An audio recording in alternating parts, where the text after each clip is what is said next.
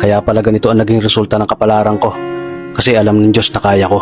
Sa edad kong to, napagod na akong magmadali. Kaya lahat ng ginagawa ko ngayon, ini-enjoy ko na lang.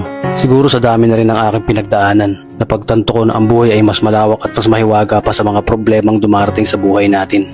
Tumatanda na tayo, baka sa kakahabol natin sa masagana at maayos na buhay, ay hindi na natin na-enjoy ang buhay.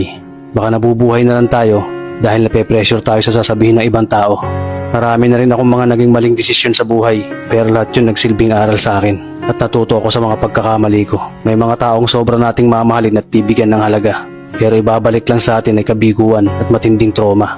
Kaya wag nating liliwin ng mga taong tulad nila, dahil mas payapa kapag hindi ka na interesadong malaman pa kung ano pang balita sa kanila. At wag mong idepende ang sarili mo sa kahit kanino.